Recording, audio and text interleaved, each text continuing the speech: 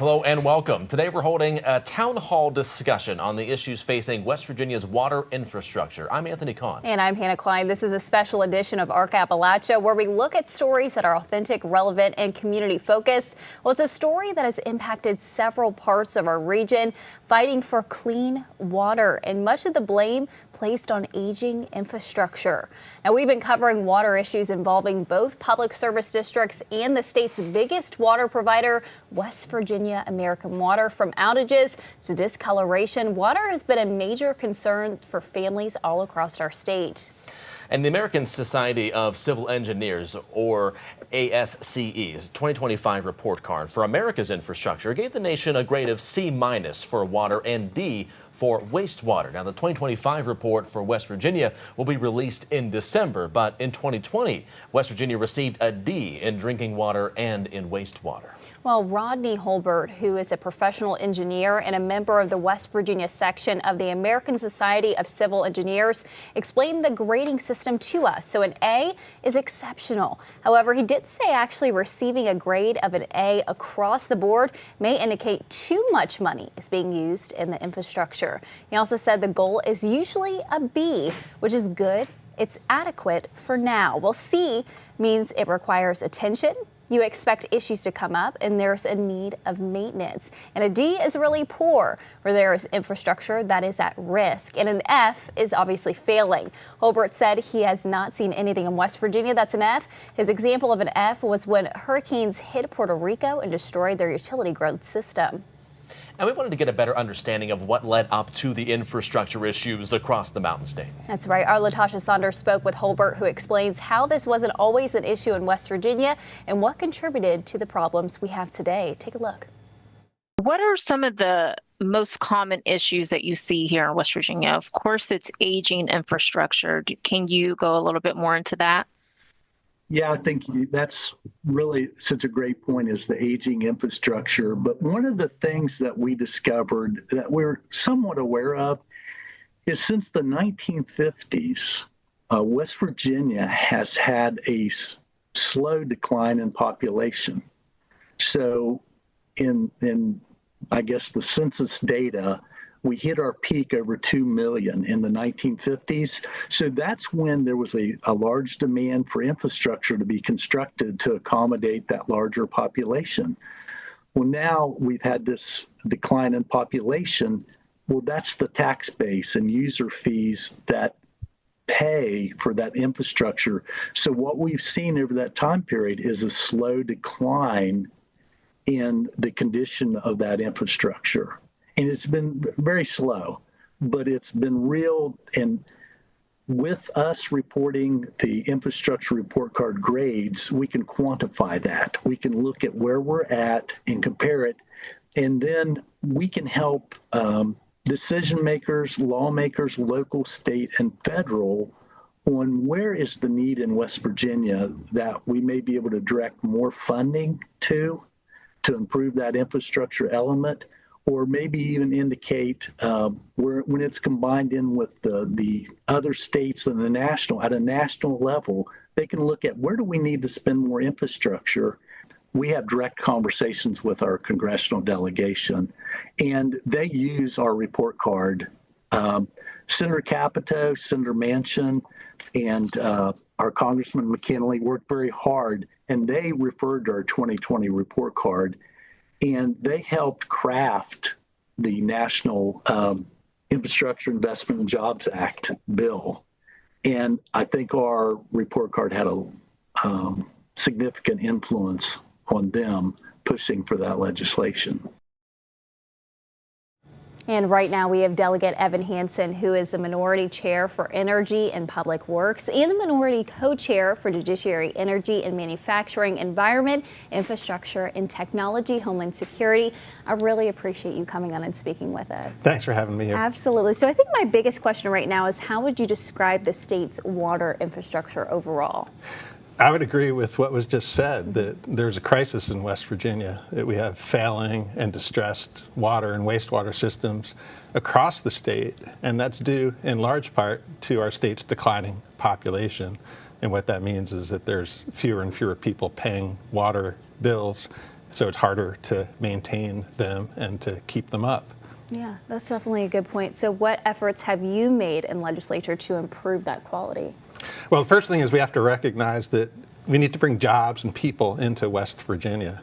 And that means not just providing clean drinking water and wastewater treatment, but providing high-speed internet, cell service, and highways. We need to make it attractive in these communities for companies to come in and create jobs. Now, we also need some federal or some state investments, and we need to make it a high priority at the state level. And the way you see the priority of the legislature is in the budget. So Minority Leader Hornbuckle and I did propose a budget amendment for an additional $10 million for failing water systems across the state. Wow. Unfortunately, that amendment was voted down on a party line vote, but that's the type of thing that we need to do, is include more funding in our state budget for these failing systems. And you're entirely right. I feel like when there's no funding, it just really causes a ripple effect for everything. And we always hear there's issues with the water, there's issues with the water. It's a cycle. Yeah. It's a vicious cycle, because as people move out, it makes it harder to invest. But we need to make it attractive for companies to come into these communities. I completely agree. Do you think that things are getting better? Does the future look like it possibly will get better? Well, I always have some optimism, but I think we need to change a policy and we need to change the priorities at the state level. Absolutely. So you're going to take that step forward to keep on pushing that? We're going to continue advocating to maintain and improve our water and wastewater systems. There's nothing more important than clean, pure drinking water. Absolutely. And West Virginia will appreciate that. Well, I appreciate you coming on for our show. Thank you. All right, guys. Thank you. Coming up on our Appalachia, issues with accessibility to clean water are also being felt in southern West Virginia. We'll talk to two pastors leading the force for advocacy in McDowell County coming up after the break.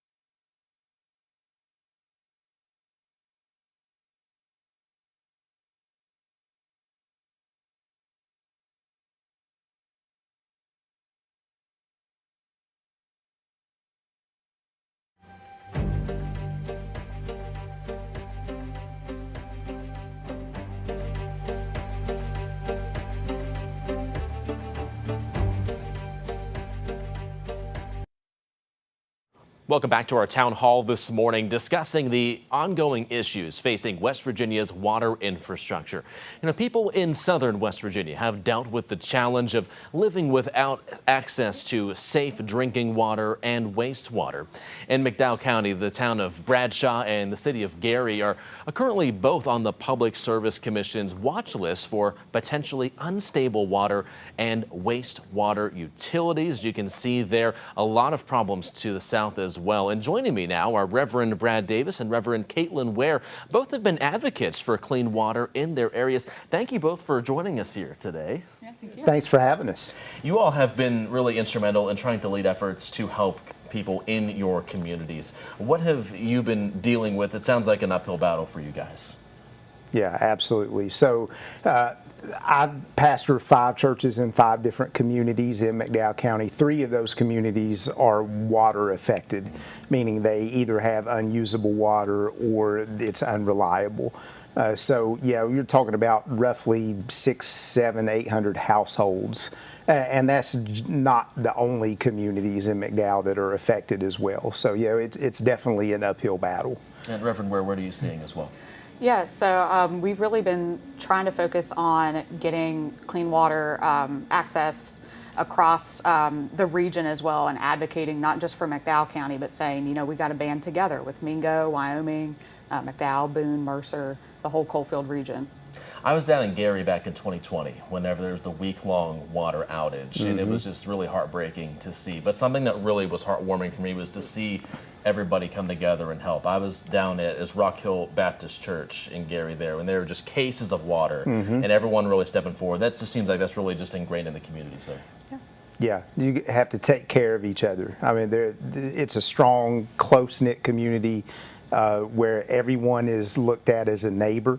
And we help each other out as best we can, both with direct service of passing out water to folks and empowering our community to advocate for solutions, because we realize, like you said, giving out those cases of water is just a Band-Aid. It's not the solution. When do you think that these problems started? How far back are we going for this? Generations. Yeah, I mean, these water systems that were built in these communities were, at the time when they were built, were state of the art. But when that were built by the coal companies, and when the coal companies leave, and the communities with a very shrinking tax base and under-resourced to begin with, don't have the resources to maintain these water systems. It's a challenge that has been going on for a long, long time. And a lot of families too use well water. Yes. And talk about some of the maybe challenges that come with that, as far as mining in the area, just water quality in general. Caitlin. Yeah, so the explosions, the fracking that goes on in the area, so the fracking with the oil and the gas and the explosions that accompany MTR mining, both can damage aquifers. And you also have underground injection where slurry goes into abandoned mines. And so if that leaks out of those mines, that can compromise the water sources. And so, in fact, Gary's municipal water actually goes off of an abandoned mine. And we're seeing some pictures here on your screen of just some examples of poor water quality like that. Would you say that this is pretty normal, or does it really depend on what community you step into? Community to community. Yeah. But yeah, the communities that we are dealing with, the pictures that you're seeing, that's what's coming out of the tap at any given time when folks turn on their faucets. And in 2025, in the richest nation on earth, that should not be the case. The last thing people should have to worry about is what the color and the quality of their water is when it comes out of their tap. And then what does this effort look like for you two moving forward? What's your next step? If, I know it might be kind of hard to visualize everything from here on out, but what is your next step in trying to help your communities as well? So what we've been doing in the short term is saying, we need to get clean water now. And so we have these water trailers. They kind of look like a large barbecue pit, sort of, but they're about 500 gallons. And so we can get those filled for 6 times for $30 a month at a system that we know is pretty reliable and clean. And so we can deliver that trailer out to communities. And so we've been doing those water distributions in the meantime, getting people together in churches and saying, what do you want to do about the problem? Taking people that have been disempowered for a very long time to say, what do you want to do? What is your solution? And then we carry that out and we help resource whatever it is they're wanting to do. And so on a larger scale, it's advocating for federal funding and state funding for water infrastructure projects. And overall just ensuring that get folks the immediate aid, but see justice in the long term. And lastly here, you and other pastors have worked to build that coalition. Can you talk more about what has been accomplished with that? Yeah, I think more so than anything, it's a sense of empowerment for our communities. So like Caitlin said, folks, particularly in southern West Virginia, particularly in McDowell County, have felt disempowered, forgotten, and abandoned for so long. That I think now with so much publicity like what you guys are doing today, that with so much light that is starting to be shown on the problem, I think people there are beginning to see a little glimmer of hope. Well, that's really good. You both and everyone there doing really good work, so we would certainly wish you the best in that. Thank you for joining us all the way up from McDowell County. We appreciate that. Yeah, thank you so much. We'll be back here after the break and talking about some other counties dealing with water issues like Mingo and Lincoln counties. We'll talk about some of the changes made this year that will hopefully lead to a solution. That's after the break.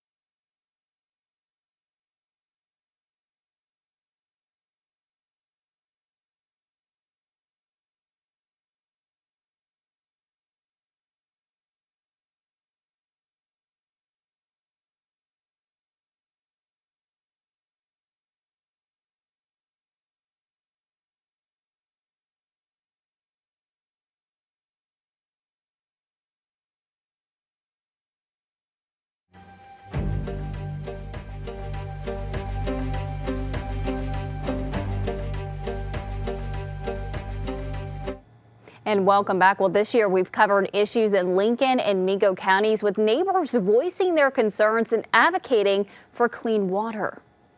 Something has to be resolved around here. People can't live without water. That was Marietta Hale in January during a Lincoln County Public Service District Board meeting. She was among several customers demanding a solution to water outages and discolored water, while engineers discussed a project to add new water tanks, valves, and piping to areas in the district. Residents suggested selling the district to West Virginia American Water. The state gives us nothing.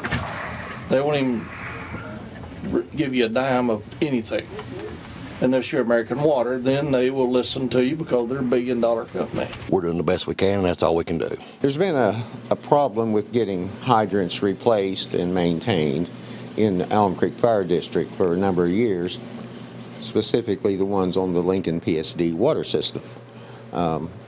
They lack the finances to fix it. In March, the Lincoln County Commission voted to move forward with the dissolution of the Public Service District. West Virginia American Water would purchase the PSD for $12.9 million, with an added $21 million worth of improvements that would take place over the first 5 years of operation. Once we take ownership of the system, we will start making immediate investments in upgrading it and fixing lines and replacing leaks or repairing leaks, in addition to upgrading the plant and make sure that it, again, has all the things that it needs to provide good service. The upgrade increasing cost for customers, with rates rising from $47 to $60, which would happen over the course of 2 years. And West Virginia American Water President Scott Wyman said the acquisitions of the Lincoln County Public Service District will take time. Still has to be filed with the Public Service Commission, and then approval from the PSC could also take several months. What are they going to do if we end up having a structure fire and we lose a life because we have no water? That was Warncliffe Volunteer Fire Chief Joshua Vance back in January. That same month, the Mingo County Commission voted unanimously to reject a proposed water rate increase amid ongoing water issues in the area. Also in January, the Public Service Commission of West Virginia launched an investigation into what was causing problems with the water. In March, many people in Williamson were filling up jugs from a tanker provided by West Virginia American Water after ongoing issues from a leak that Mingo County PSD had underneath Route 119. Now, in April, Chris Varney was hired as the new Mingo County Public Service District Director, and he joins us now here in the studio. Chris, thanks for joining us here Absolutely. today. Right on. Nice to hear me.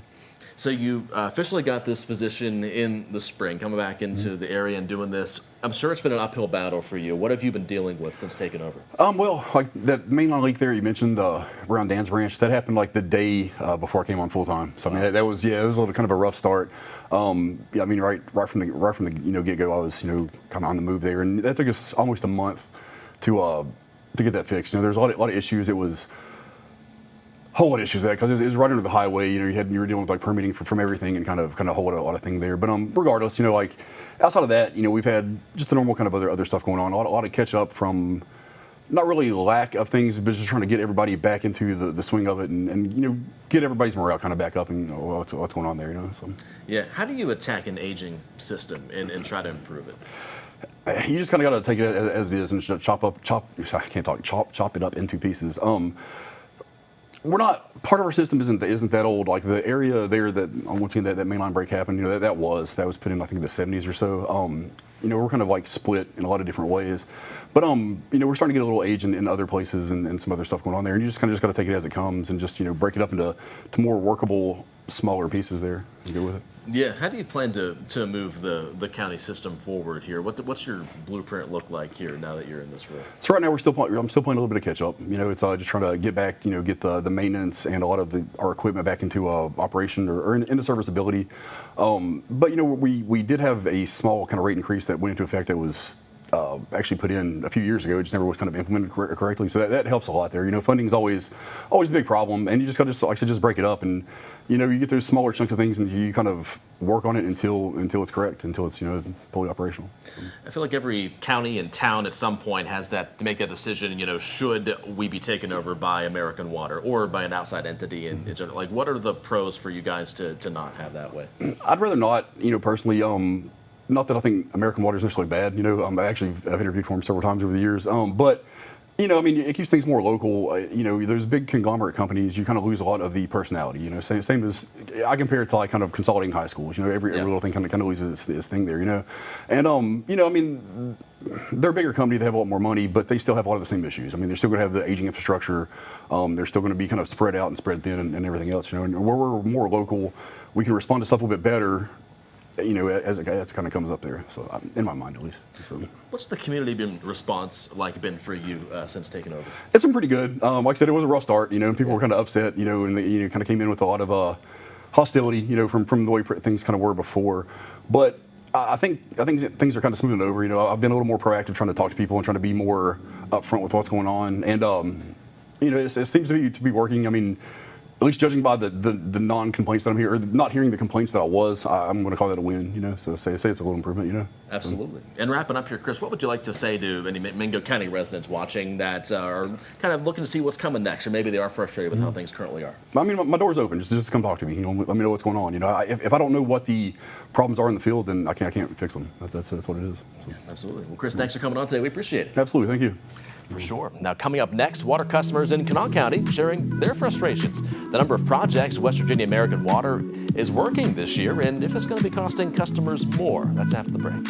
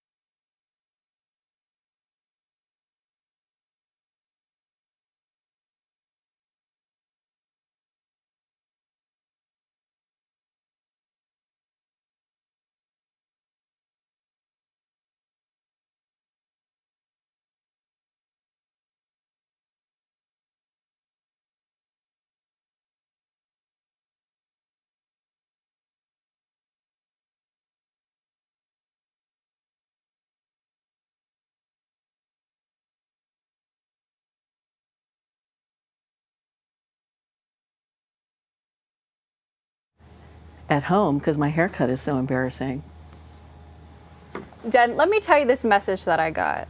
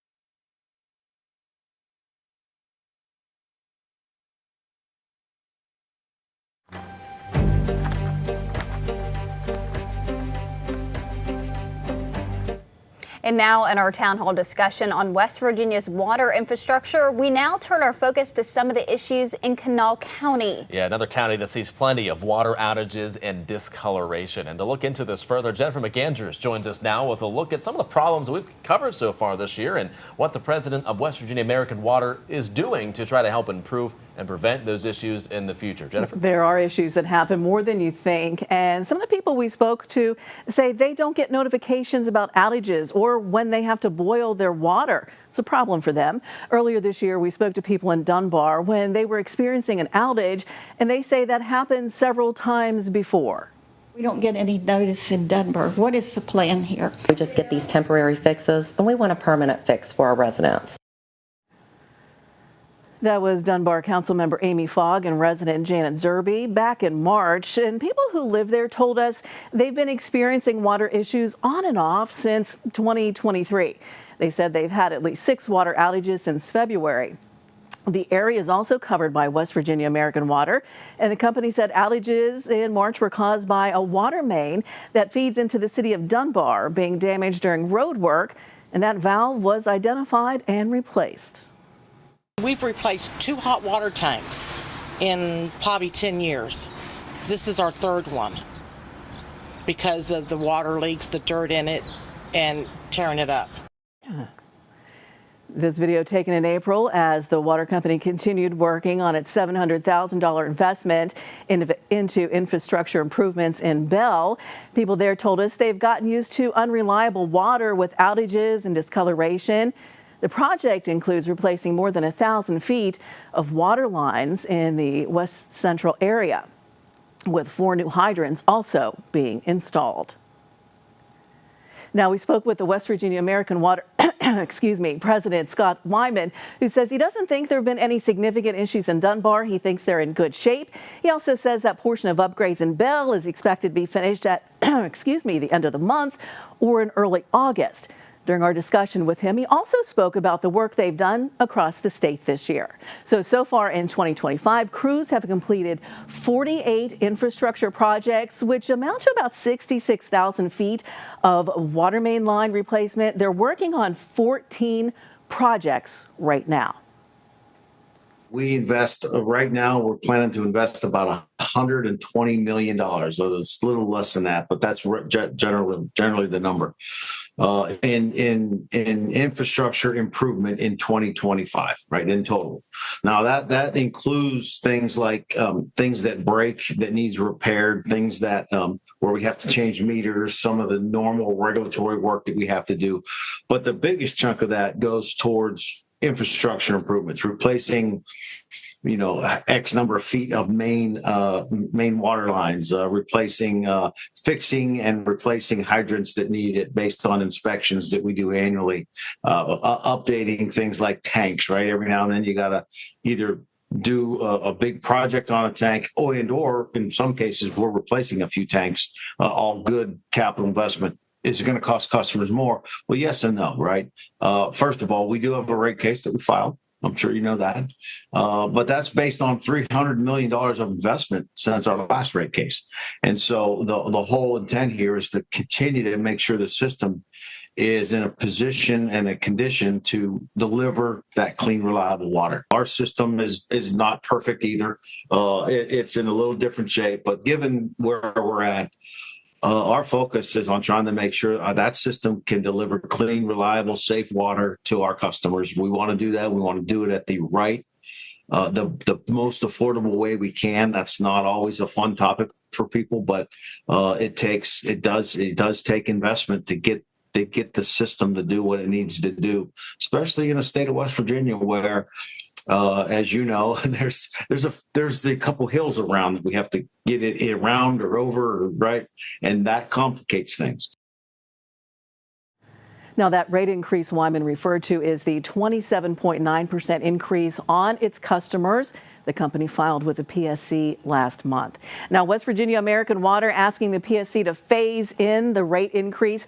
If approved, the average customer's bill would increase $11 a month in phase 1 of that increase and another $5 in phase 2, making the total hike for customers $16 more a month if this entire request is approved. Now, West Virginia American Water does offer customer assistance programs. You can find out some information on that. Here's the website. It's up on your screen right now. That is wvamwater.com. Once you're there, just click on Customer Assistance Programs. You may be eligible to up to 20% off your bill and other programs. Water quality in West Virginia is an ongoing issue, too. We'll be talking with state lawmakers from Cabell County about how they're trying to make a change. It's coming up.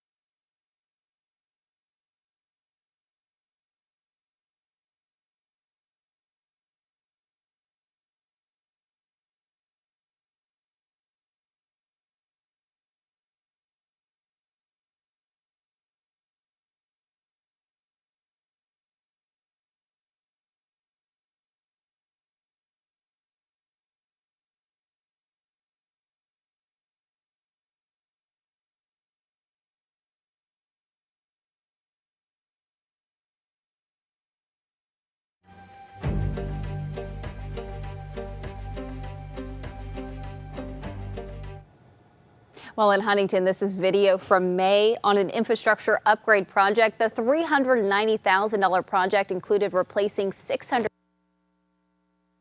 2-inch PVC and 6-inch PVC main on Dolton Avenue from 19th Street to 20th Street, with a goal of reducing service disruption and improving water quality. West Virginia American Water President Scott Wyman spoke to us about what he thinks is needed for the future to improve the state's aging water infrastructure. It's a big issue.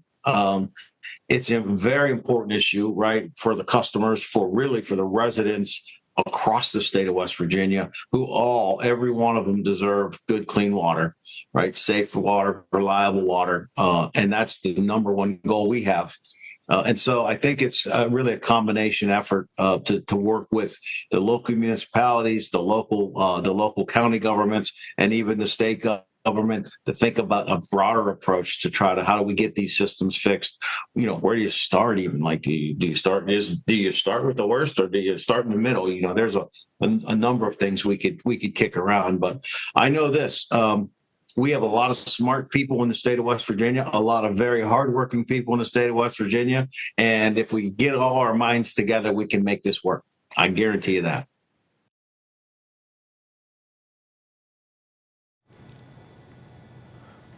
Well, Wyman also said the American Society of Civil Engineers 2025 report card for the nation's infrastructure, with water receiving a C- and wastewater receiving a D, is scary. And there is more need of a team's effort along local municipalities, local government, and state government to make those improvements. So now we have Delegate Sean Hornbuckle here to talk about what state lawmakers are doing in an effort to improve the state's infrastructure and those who do not have access to clean water. I appreciate you coming on. Yes, ma'am. Thank you for being here. Absolutely. So I first want to start and talk a little bit about if you were able to propose as a state lawmaker, yes, to make water more accessible to people, what would you do? Oh, well, there's lots of things that we've done, but first, it comes down to us working together and looking at a multi-layered approach. A lot of people don't think about this, but a lot of us know that West Virginia's infrastructure is aging, all right? A lot of it's out of date. And so the biggest thing that we can do as far as policy is we need to be really focused on our population, because if we don't have that population, we're not going to have the tax base that's in place to be able to sustain any efforts that we have. So I think the first thing that we need to do is we really need to be looking at our policy that is driving population here and keeping population here. So I think that is the first step. Yes, ma'am. I think that's a good point, because I think a lot of people too look at the outside states. We're yes, looking at places like Kentucky, we're looking correct, at places like Indiana, but we always forget about West Virginia. Absolutely. I mean, West Virginia currently, since last summer up until this point, we have lost the most jobs around all of our surrounding states. Wow. And so we have to make sure that we are reversing that trend. And again, it's truly an all hands on deck approach. What we're doing hasn't worked. I always tell people no party has a monopoly on all the good ideas. Yeah. And right now we're not working in a collaborative manner. And so I'm really asking and challenging my counterparts to get out of this political sphere, right? Yeah. Make sure that everybody is at the table, because we have a lot of different policies that can aim at keeping population here and bringing more people in to uphold our infrastructure. That's a good point. Were there any bills passed during the legislative session that kind of dealt with that water quality? So the water quality, we had a couple ones that Delegate Evan Hansen was working on. Those did not get across the finish line, but we're going to keep on chipping away at that, and hopefully, like I said, we can work in a bipartisan manner to get those things done. And it's so frustrating too, because you see people's, and you go out in the community and you see people's lives, Yes, they yes, turn on that water faucet or anything, and it's brown, it's dirty. I think it is asinine, unconscionable that in 2025, we have people in West Virginia that don't have clean drinking water.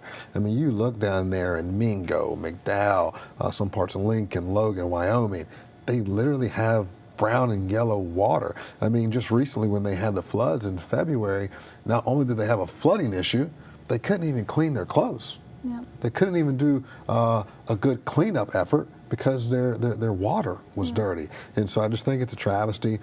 We've got to do better. And a lot of that, again, it also stems with the flooding issues that we've had. My heart goes out to everybody across the state, Southern West Virginia, North Central, up in Triadelphia and Wheeling. Just yesterday in Huntington, my town, there was another flood that's just hurting people. And so we've got to get out of our own way as a state and make sure that we're working together to get this thing done. And the good thing about it is we do have some money that's there, I do believe, to start putting into play, because it also takes preventative measures. A lot of times we're stuck playing defense when we can do things on the front end to help with our infrastructure. Absolutely. Great point there. All right. Yes, well, I appreciate you coming in and talking about this. Thank you. All right. We'll be right back after. I can't brush my teeth. Okay, I'm right. Everybody knows I'm right. Coming up, people in Milton have been dealing with water quality issues for over a decade. If State Delegate Daniel Linville right here in the studio to talk about funding for new projects to try to fix those problems.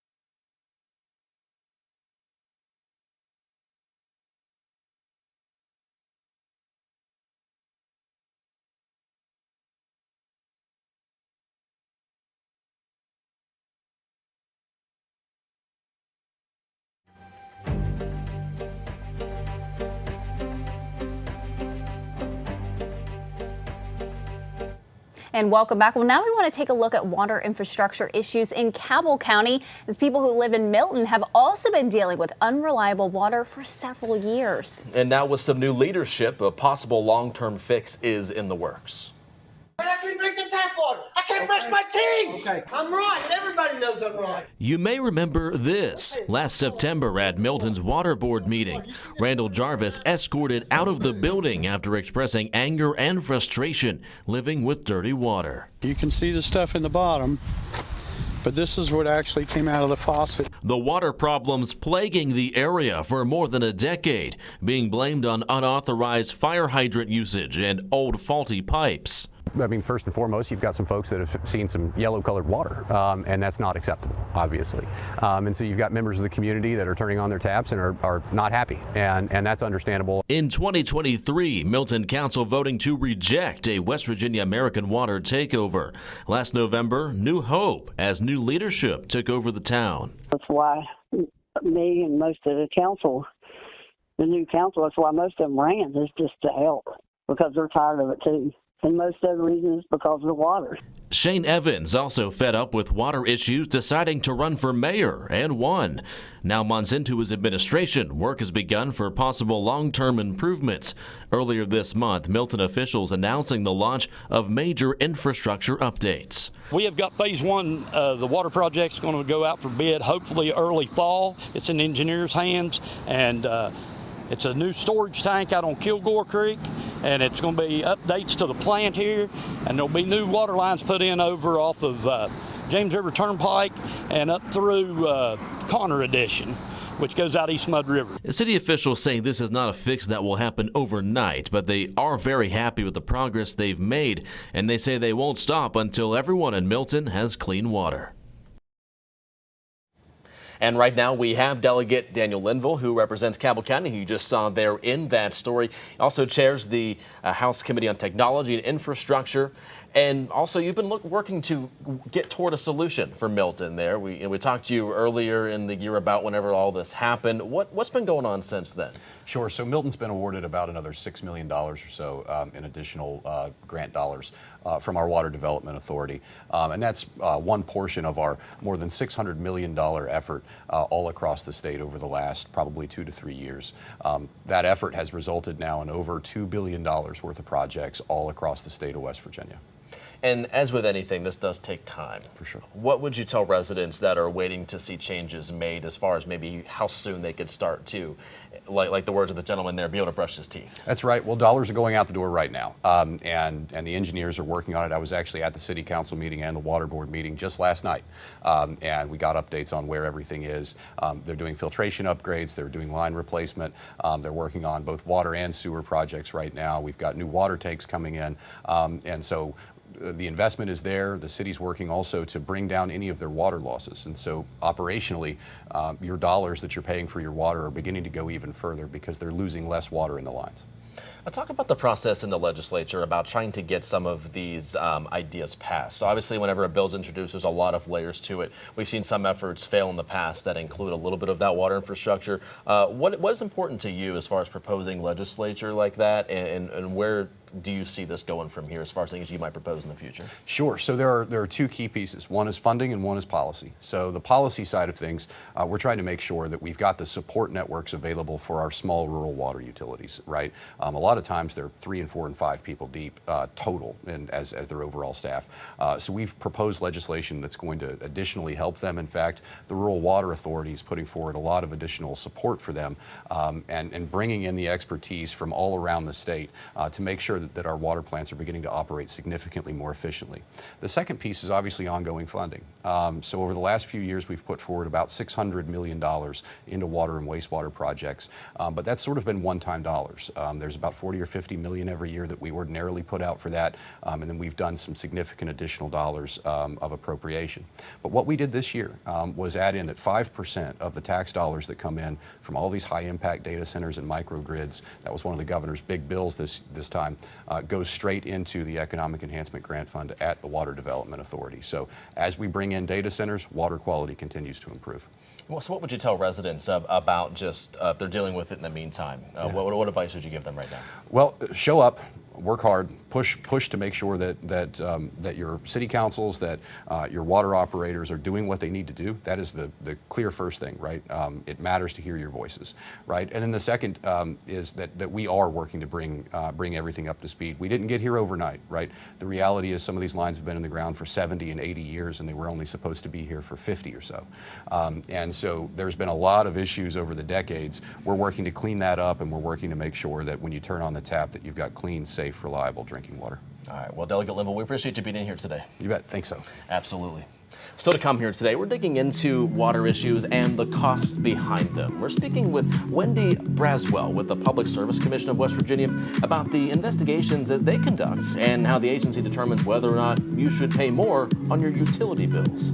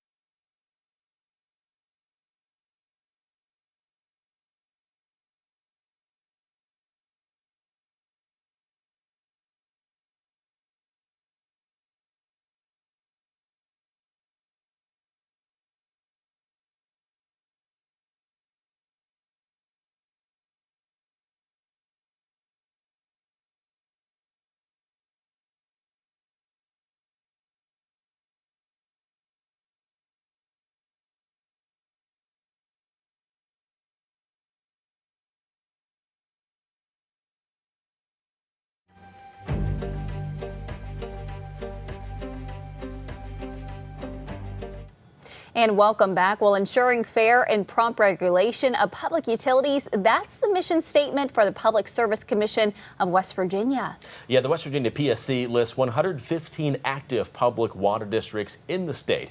Right now, 22 water and wastewater utilities are listed on the PSC's watch list and have been determined to be potentially unstable. That list includes water districts in Kanawha, Fayette, Lincoln, Logan, Mingo, and McDowell counties. Active cases under investigation include the Linmont Sanitation System, LLC in Barbersville, the Armstrong Public Service District and Kanawha Falls Public Service District in Fayette County, as well as the town of Cedar Grove in Kanawha County.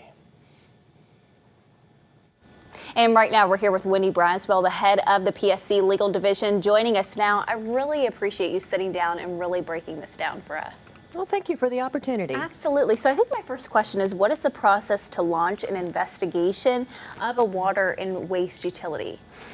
A filing should be made before the Public Service Commission, and it can be made by anyone. It could be made by a customer of the system, by a supplier of the system, by a funding agency, and sometimes the Commission staff makes these filings because of problems we've been made aware of with the systems. That makes sense. So if a district is found to be unstable or even distressed, what are the proper steps for that? Do you mean the proper steps that the Commission might consider to fix the system? The Commission has a variety of options at its disposal after it goes through the long process, or I'll say the thorough process, to determine that the utility is unstable. It could require a corrective action plan, things the utility can do itself. If the utility is doing well enough to fix itself, steps it can take to fix itself. It can also require the utility to enter into an operations and management plan with a capable proximate utility, so the capable proximate utility can operate it and provide good service and help the utility to become financially stable. Or it could, in the end, if there's no other solution, it could require an acquisition, but has a variety of steps that it can take, the typical regulatory steps to fix the utility. And it really depends on what works best. Absolutely. And I think, too, our biggest question is, what are we able to tell these families or people that might be dealing with some of these issues? I think the things that we can tell them is to let us know when there's a problem and let their local public service district board or their local municipality or association board know when there's a problem. They can make filings at the Commission. They can make formal filings, even an informal complaint where they ask for assistance. Those are typically resolved fairly well when there's not a severe problem such as a distressed utility. But just to be active, to let people know when there's a problem, and to encourage solutions, I guess, is the best way to think about it. Sometimes distressed utilities are small. They have a small customer base. They don't have a lot of resources. And the best solution is for maybe utilities that don't have resources and are struggling to be reaching out with their area neighbors to seek maybe a merger or a consolidation to pool resources. And I think some people might go, you know what, my issue is not as big as so-and-so's issue that's in another city, another town. Does it matter, the size or anything? The size of the utility or the size of the problem? The size of the problem, yeah. I guess for folks who have a problem affecting them, it's a big problem. Yeah. So maybe they wouldn't want to request a distressed utility filing. Maybe they would just want to file a complaint and ask for help for their individual problem. But I think it matters to everyone if they have a water outage or a sewer backup in their home or their surroundings.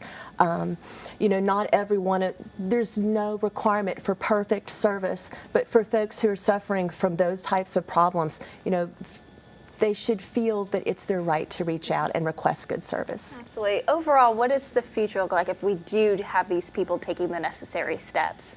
Hopefully, the Distressed Utilities Bill, by its own language, is designed to improve service and provide safe, adequate, reliable service in the state. That's the Commission's goal that it states in its orders when it's examining these situations, and hopefully that's the outcome. Okay. Well, I really appreciate you coming on and speaking with us. Thank you. Absolutely. We'll be right back after the break.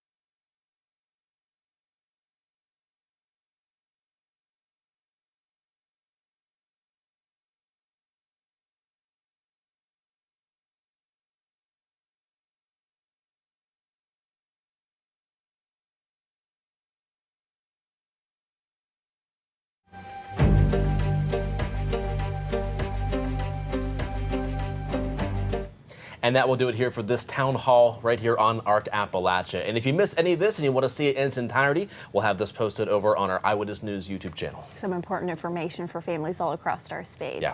Well, the news will continue on Eyewitness News at noon. From our family to yours, make it a great day.